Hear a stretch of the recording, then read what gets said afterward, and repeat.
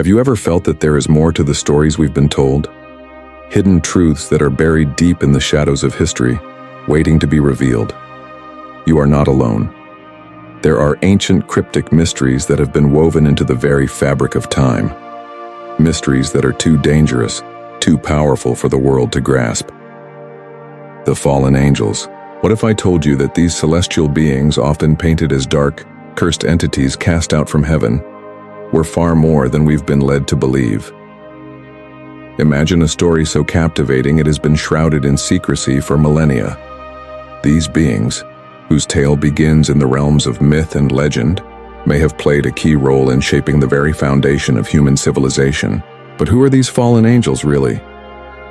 What if the truth goes beyond the simple fall from grace, beyond the simplistic notions we've been taught? What if these beings exiled from the heavens came down to earth not as punishers, but as architects of human progress? Is it possible that these enigmatic figures have influenced everything from the rise of ancient civilizations to the very fabric of modern society? Curious? The deeper you delve into this mystery, the more the truth seems to slip just beyond reach. But I'm about to reveal a shocking secret that could change everything you thought you knew. Do you feel the pull? If you're ready to uncover the hidden truth, type 777 in the comments and prepare yourself for the revelation of a lifetime. In just a moment, we're diving into a story that has been kept from you for far too long. This is not a fairy tale. This is the truth about the fallen angels, the story they didn't want you to hear. Hold on tight because the journey is about to begin. Music. The real fallen angels, they don't want you to know about shocking truth. To truly comprehend the staggering depth of influence these celestial beings may have had on the foundations of ancient civilizations, we must be willing to peel back the layers of time and venture into realms where history, myth, and divine rebellion blur. These beings, enigmatic, exiled, and powerful, were not just footnotes in ancient tales, but actors in a cosmic drama that shaped the spiritual architecture of humanity's earliest belief systems. What if the cradle of civilization itself was not only guided by kings and sages, but also stirred by the secret actions of angels who defied the heavens? Within the sacred and mysterious folds of the Judeo-Christian tradition, one of the most revealing accounts of these fallen entities can be found not in the commonly read canon, but in a text long hidden from public discourse, the apocryphal Book of Enoch. This ancient work attributed to Enoch, the seventh patriarch from Adam and great-grandfather of Noah, is a treasure trove of forgotten truths and divine revelations. Why was this book excluded from most modern Bibles? And more importantly, what truths does it contain that some may not want you to uncover? As you journey through its verses, the narrative takes a chilling turn in Enoch 6:1, where a dramatic scene unfolds beneath the quiet stars of a long-lost age. And it came to pass when the children of men had multiplied that in those days were born unto them beautiful and comely daughters. And the angels, the children of the heaven, saw and lusted after them, and said to one another, Come, let us choose us wives from among the children of men, and beget us children. This moment marks a divine transgression, an irreversible crossing of boundaries between the immortal and the mortal, the sacred and the profane. But pause and reflect for a moment. What kind of beings were these angels who not only observed humanity from afar but longed to possess it so deeply that they abandoned their place in the heavens? Could this ancient text be telling us that these weren't just ethereal spirits, but physical, tangible beings who walked among ancient humans? If so, how many myths and legends we now dismiss as fantasy were actually records of forgotten encounters with the divine? Their desire wasn't merely symbolic, it was carnal and it was catastrophic. The Watchers, as they are called, did not act on impulse alone. They made a pact, a covenant of rebellion, swearing to carry out this act together. This was not a mistake, it was a movement, and the consequences of their decision would shake the world and echo into eternity. But what drove them to this choice? Was it love, lust, envy, or something darker?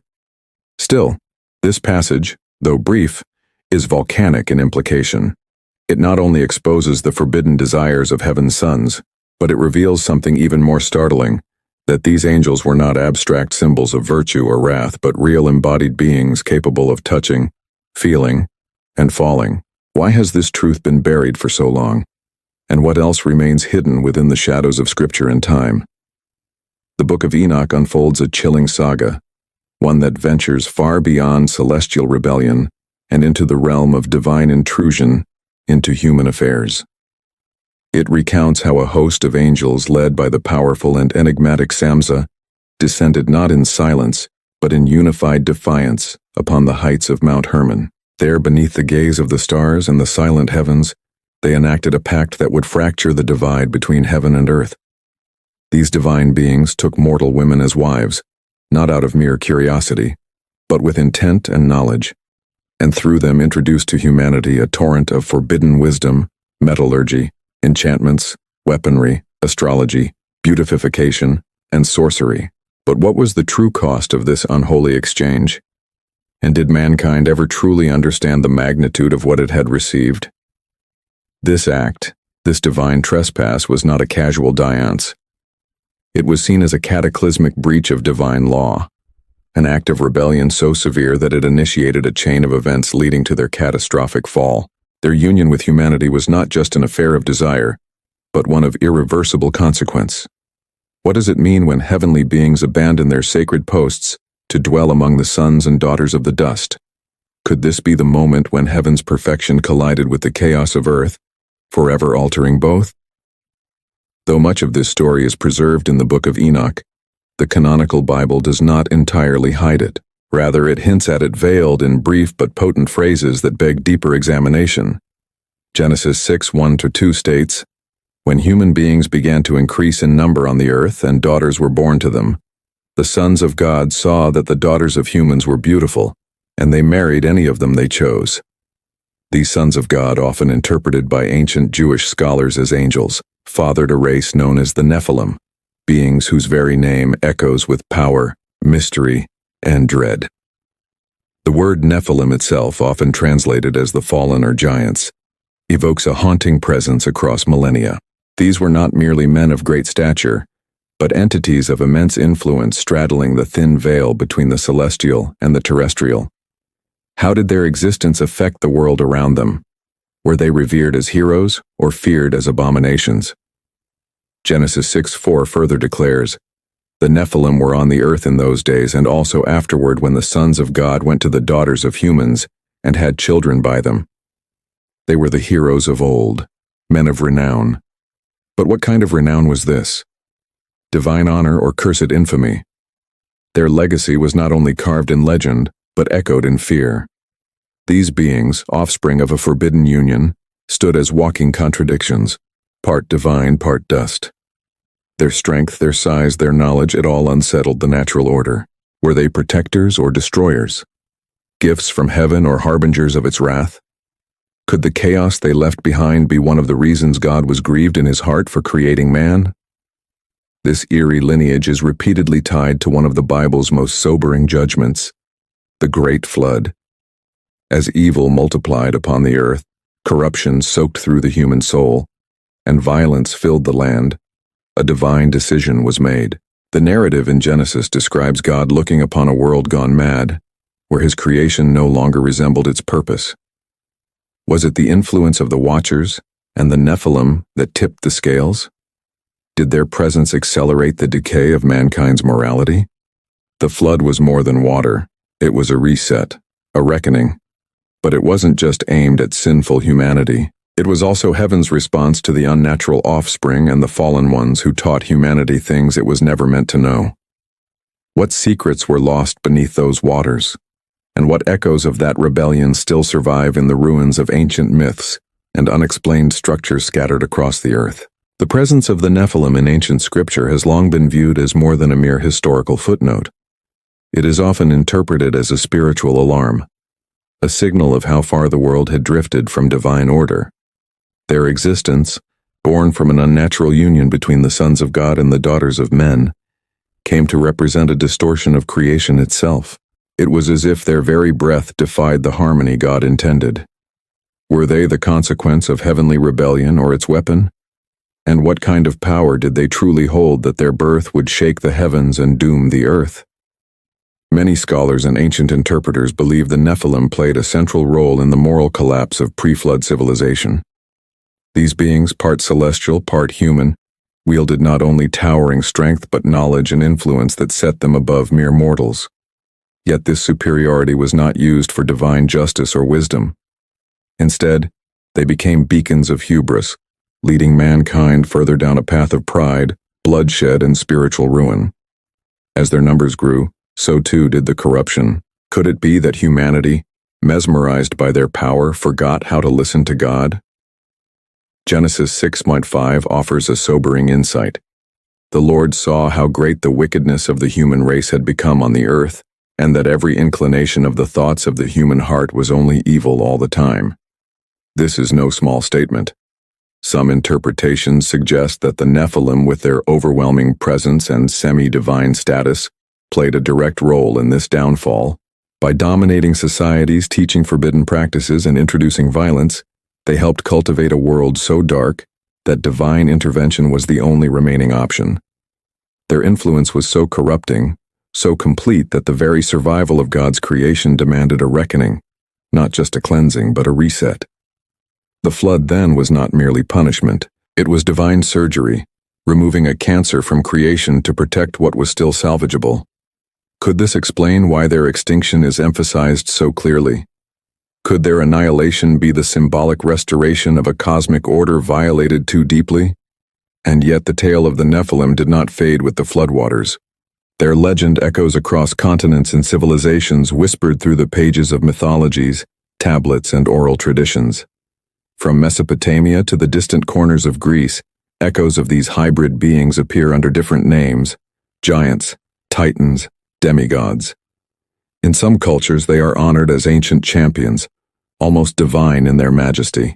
In others, they are cursed and feared as monsters of a forgotten world. Why is this same story retold in so many tongues, so many lands?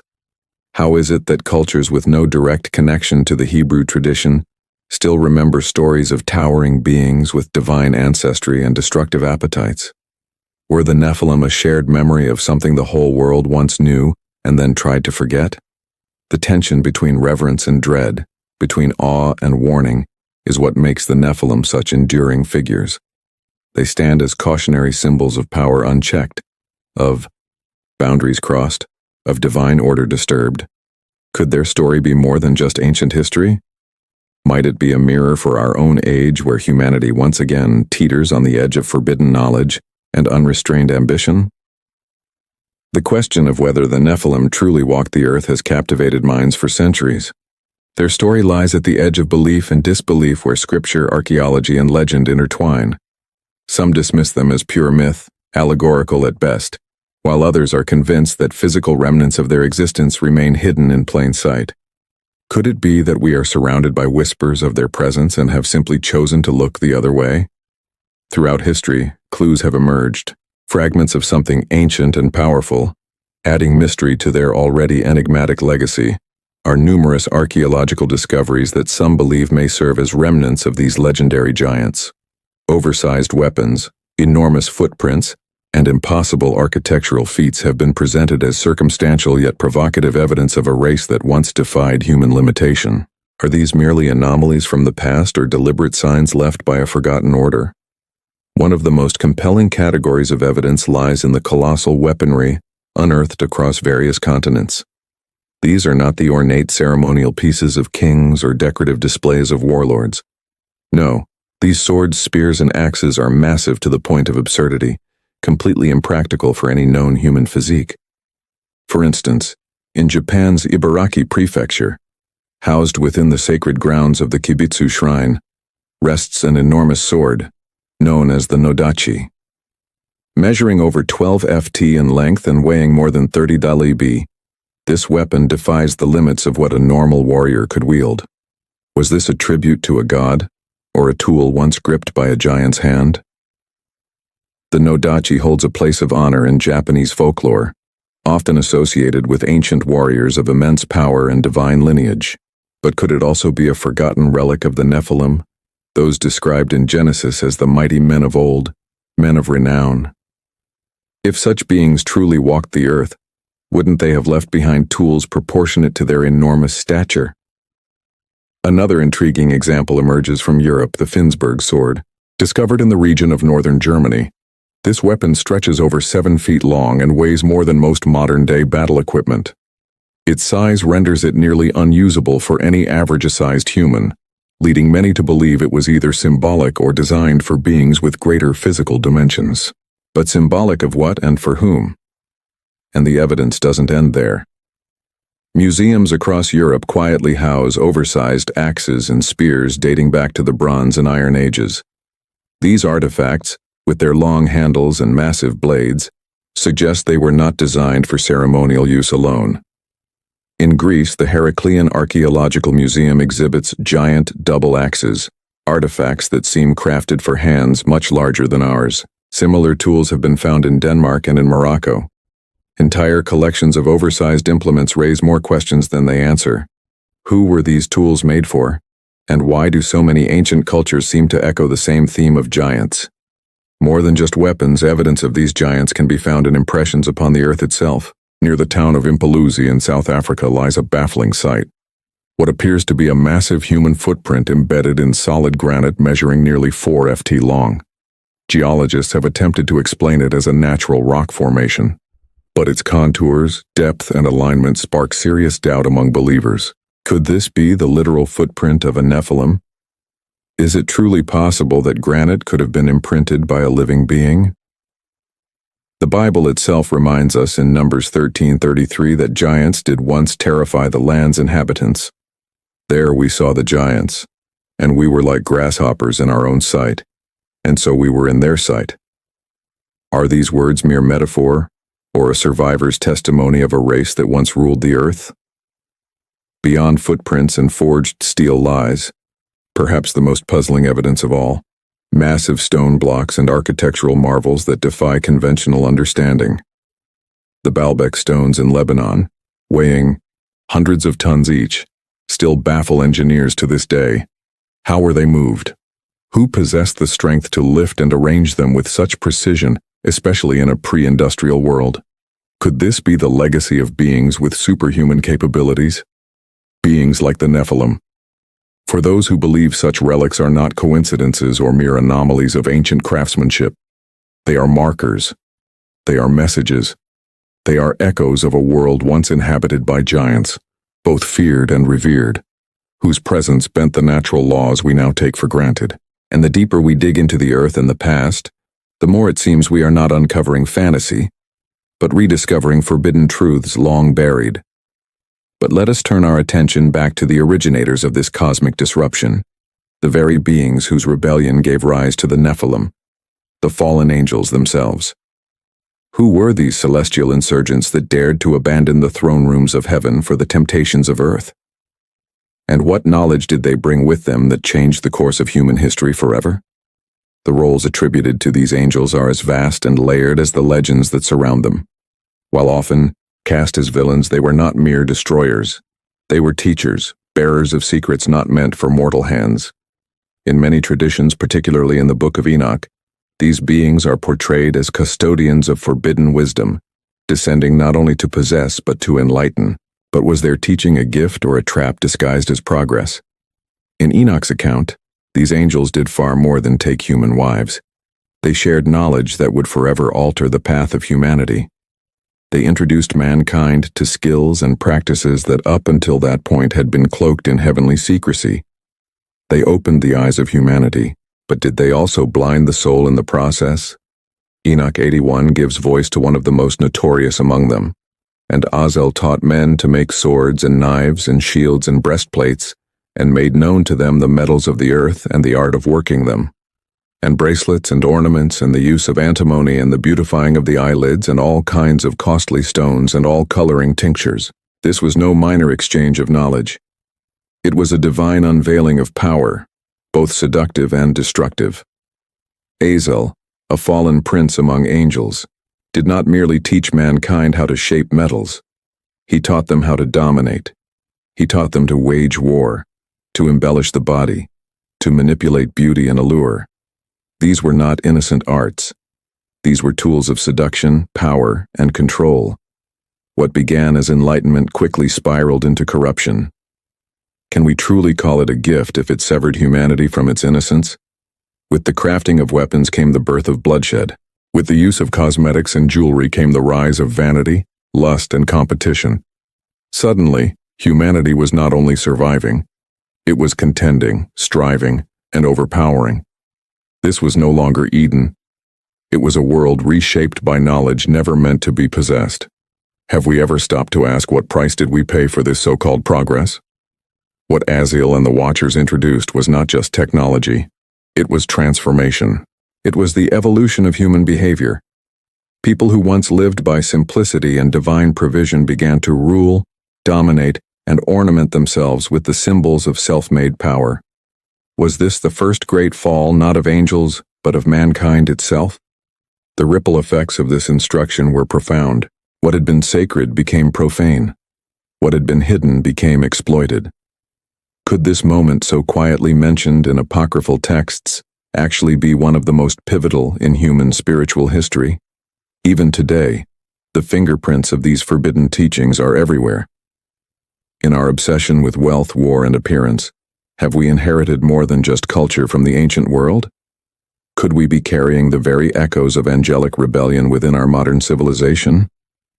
Yet the impact of the fallen angels did not end with swords, jewels, or armor. Their influence seeped deeper into the very soul of human culture and consciousness. For these celestial rebels were not only blacksmiths and muticians of a new world. They were the first spiritual teachers of a humanity too innocent to grasp the full weight of what they were receiving. What happens when divine wisdom is given without divine permission? And can knowledge be considered a blessing if it was born from rebellion? According to ancient accounts, including the Book of Enoch, these angels extended their instruction into the ethereal and unseen, teaching humanity the mysteries of the stars, the secrets of the body, and the craft of manipulating unseen forces. Astrology, medicine, and sorcery became tools of the human hand, no longer veiled behind the curtain of heaven. The stars were no longer just twinkling lights of wonder. They became maps, omens, and instruments of prediction. The human body, once cared for through divine instinct and simplicity, became an object of study, healing, and experimentation. And the invisible realm, once feared or respected, became something to control, but at what cost? This sudden awakening ushered in a cultural revolution, but not without deep spiritual consequences. Civilizations began to chart the heavens, not just with awe, but with ambition. They developed systems of celestial interpretation, created healing rituals, and summoned forces beyond their understanding. They no longer saw the world as a sacred mystery governed by divine law, but as a system to be mastered, manipulated, and in some cases exploited. Was this enlightenment, or was it the first fall of humanity's spiritual humility? The moral weight of this knowledge cannot be overstated. The fallen angels had not merely broken from God's command. They had extended that defiance to mankind, offering them a seat at the table of cosmic rebellion. To teach is to share power, and these angels, by teaching mankind, were drawing them into their revolt, subtly shifting humanity's allegiance from the Creator to the created. Did the people of the ancient world understand what they were being drawn into? Or were they mesmerized by the light of knowledge without recognizing the shadow it cast? This act, this invitation into defiance, imbued humanity with both power and peril. Knowledge became a double-edged sword. With it came advancement, but also arrogance.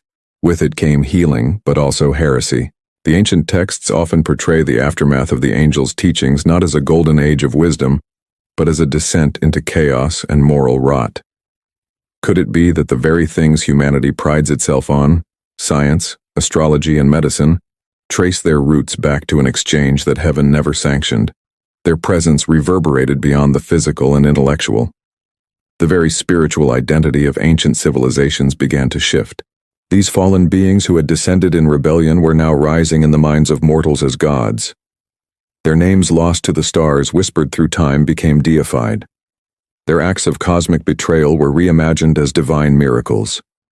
In temples across the ancient world, their likenesses may have been carved in stone. Altars could have been stained with offerings. Songs may have been sung in their honor. Were these not echoes of misplaced worship, adoration born from confusion, or perhaps fear? Indeed, the line between veneration and terror grew increasingly blurred. These beings were not merely revered, they were appeased. Their knowledge had elevated humanity, but their power had also made them unpredictable, volatile, and wrathful. Could it be that ancient rituals of sacrifice and blood were not only meant to praise, but to pacify, to calm the fury of celestial beings whose rebellion still lingered in their presence? If temples were built and rituals performed, were they not monuments to a divine memory that refused to die? And more importantly, does that memory still haunt us today, hidden behind myths, forgotten gods, and the arcane knowledge still pursued in secret? Yet despite the magnificence of the knowledge imparted, this exchange between the divine and the mortal was not met with universal reverence. In many sacred and historical accounts, the fallen angels are cast not as heroes, but as seducers, celestial beings who under the guise of benevolence led mankind down a dangerous path. They embody a profound paradox, givers of advancement and yet agents of ruin. Were they saviors offering light or deceivers cloaked in glory? This duality, both benefactors and corruptors, creates a haunting complexity around their legacy. Their teachings catalyzed progress, yet simultaneously seeded spiritual decay. They helped civilizations ascend while distancing humanity from the Creator. Is it possible to accept their gifts without inheriting their curse? And in seeking knowledge, did humanity unknowingly join their rebellion? In the long shadow of their influence lies a world filled with architectural and technological marvels that defy the capabilities of early civilizations. These are not merely ancient ruins. They are echoes of a time when heaven and earth collided, when celestial knowledge flowed into the hands of mortals. These structures scattered across continents and cultures remain as silent sentinels of an era lost to time. Could they be evidence that these fallen beings once walked among us? Consider the great pyramids of Egypt, standing like eternal mountains against the desert winds. Their scale is breathtaking, their alignment with the constellations unnervingly precise, their geometric perfection still unmatched by modern standards. How did an ancient people, supposedly limited by rudimentary tools, achieve such mastery of astronomy and engineering? Were they alone in their effort? Or were they following instructions from entities who had seen the stars from above? Some believe the pyramids were more than tombs. They were cosmic temples built with mathematical insight that reflected the heavens themselves. Could this be the very knowledge described in Enoch when the Watchers shed the secrets of the heavens? Were these structures part of a divine blueprint handed down by those who had once stood before God? And what of Stonehenge in England? These towering megaliths, transported over vast distances and arranged in precise celestial alignment, form a calendar carved in stone. How did those ancient builders know how to track the solstices with such precision? What drove them to raise these stones to the sky? Was it worship or remembrance of those who came from it? As we cross continents, the mystery deepens. In the high Andes of Peru, the fortress of Sacsayhuaman continues to defy explanation. Its massive stone blocks, some weighing up to 200 tons, are cut and interlocked so precisely that even a blade of grass cannot slip between them. No mortar, no machines, just seemingly impossible craftsmanship. Is this merely the result of forgotten human genius or evidence of heavenly instruction whispered into the minds of kings and priests?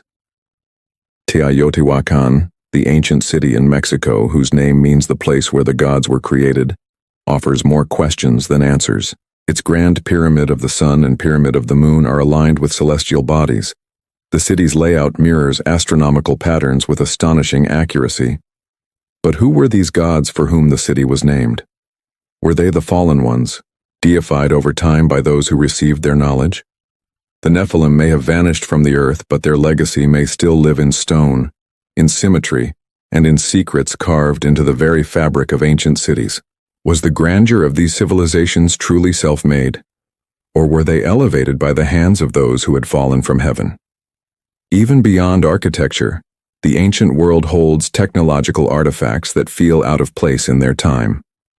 The anti-Thera mechanism, An intricate device pulled from a Greek shipwreck, is often hailed as the world's first analog computer.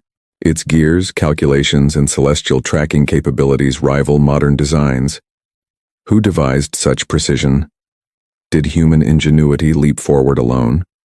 Or did it follow celestial instruction? Or take the Baghdad battery, a clay jar, copper tube, and iron rod that together could produce a small electric charge? Its very existence poses a startling question. Were ancient people already experimenting with electricity long before its discovery?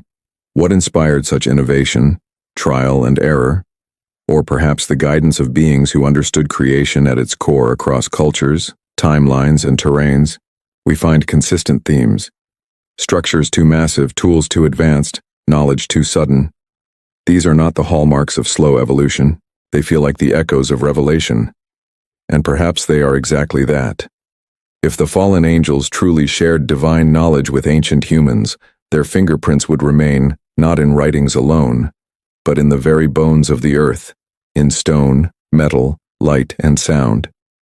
What if humanity's golden ages were not born solely of genius, but of an inheritance from heaven's exiles? These marvels invite us to ask the forbidden questions.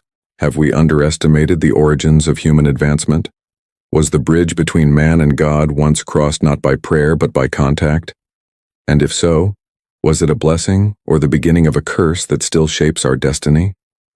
As we journey through the winding corridors of ancient history, illuminated by the faint but persistent glow of sacred texts, forgotten myths, and unearthed relics, we begin to recognize a striking and unshakable truth.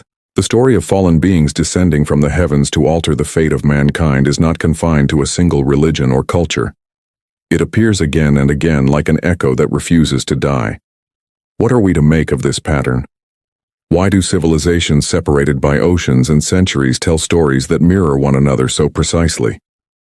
Across the globe and throughout time, we find recurring themes, celestial entities who fall from grace, who bring forbidden knowledge and who ignite both the rise and ruin of mankind.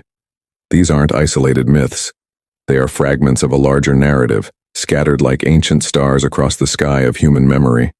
Could it be that these myths, far from being mere imagination, are whispers of a shared legacy, an ancient truth concealed beneath the veil of time?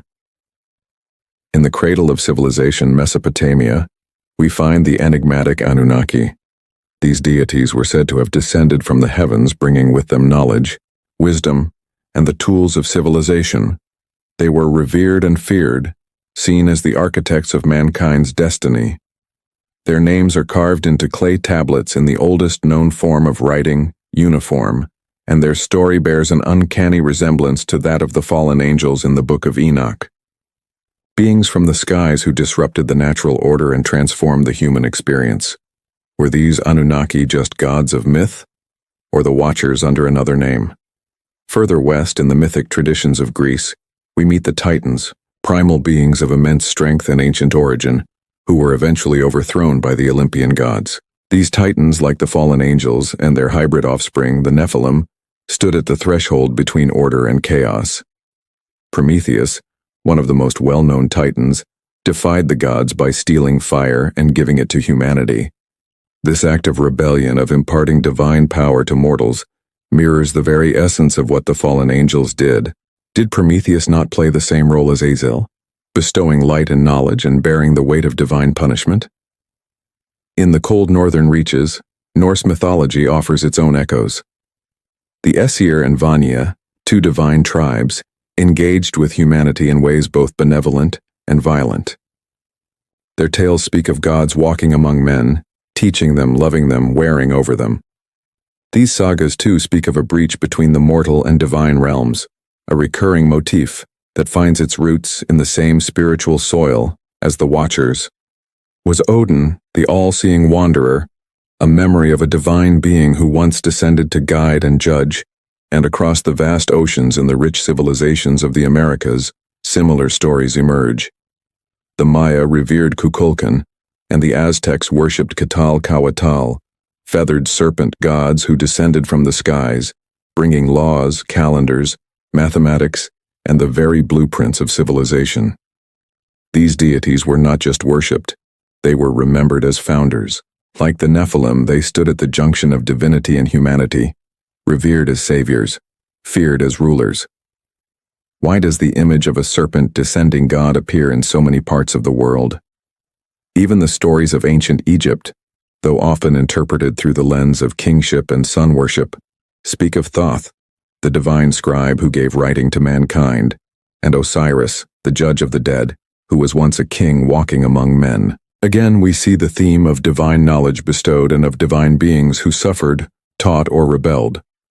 Are these echoes truly accidental, or are they fragments of a single forgotten history? What connects the Anunnaki, the Titans, the feathered serpents, and the Watchers is not just the fact that they all came from the sky.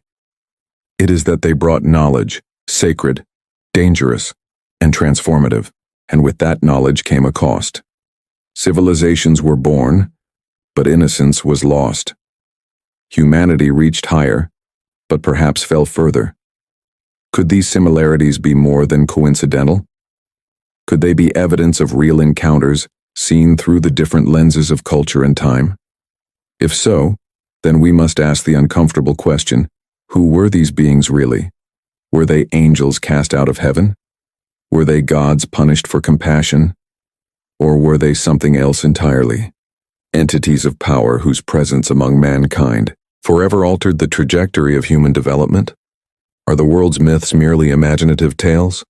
Or are they encrypted memories of events our ancestors witnessed with trembling eyes? And if the same story is told around the world, does that not suggest a shared source? A moment in history so impactful, so transcendent that it was etched into the soul of every civilization. As we trace the recurring rhythm of these legends, we find ourselves on the edge of a revelation that the boundary between myth and memory may not be as firm as we were taught. And perhaps, just perhaps, the ancient world knew something we have forgotten or were never meant to remember. Music. As we draw the final veil over this profound journey into the mysterious realm of fallen angels and their possible imprint on ancient civilizations, we find ourselves standing at a sacred crossroads, a place where myth confronts history, where legend dances with evidence, and where belief must wrestle with the weight of possibility. This has not merely been a journey through stories. It has been an unveiling of questions buried deep within the human spirit. Every ancient tale we've examined, every stone monument and whispered myth forms part of a vast interconnected narrative, a tapestry that stretches across time, cultures, and continents. The saga of the fallen angels, drawn from texts like the Book of Enoch and mirrored in countless mythologies around the globe, reveals a universal pattern. Beings from above who defied the divine order, descended to earth, and reshaped the destiny of mankind. But what was their true purpose? Were they teachers or deceivers? Were they sent to help or to hinder? This labyrinth of ancient accounts does not offer easy answers. In fact, the deeper we journey, the more we realize that knowledge itself is a double-edged sword. Much like the teachings of the Watchers, with every artifact uncovered and every scripture deciphered, we are drawn further into the mystery, suspended between awe and apprehension. What if the divine once walked among us, not in distant metaphor but in literal presence? The influence of these beings, whether real or symbolic, cannot be denied. They appear in sacred texts, are etched into temple walls, and are echoed in legends passed down for generations. They are a bridge between worlds, a rupture in the fabric of the purely human experience. Could it be that the very pillars of civilization, astronomy, architecture, medicine, warfare, were shaped not only by human effort, but by knowledge gifted or stolen from beings not entirely of this world? These questions, however unsettling, are not meant to frighten, but to awaken. They invite us to think critically about the stories we inherit, the monuments we revere, and the unseen forces that may still shape our world. Perhaps the enduring myth of the fallen angels is less about punishment and more about revelation. Perhaps it is a mirror held up to humanity, a reflection of our thirst for power, our longing for the divine, and our eternal dance with the forbidden. The story of the fallen angels is more than a tale of rebellion. It is a window into the human soul. It reveals our deepest desire to know, to understand, and to transcend our limits. Whether literal or allegorical, these beings speak to something ancient within us. The echo of a time when heaven and earth were closer, when the stars were teachers, and when knowledge came at a price. So as we continue to explore the ruins of our past and the riddles of our faith, let us remember some truths are not buried but hidden in plain sight, waiting for those with eyes to see and hearts to perceive. Now we turn the question to you. Do you believe fallen angels could have influenced ancient civilizations? What meaning do you draw from the shared myths of skyborn teachers, celestial rebels, and the knowledge that changed the course of humanity? We invite you to join the conversation in the comments below. Share your insights, your questions, your theories.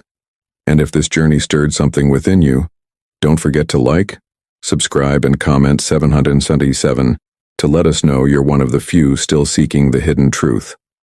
Thank you for walking with us through this divine mystery. Until next time, keep watching the skies and listening for the echoes of the past.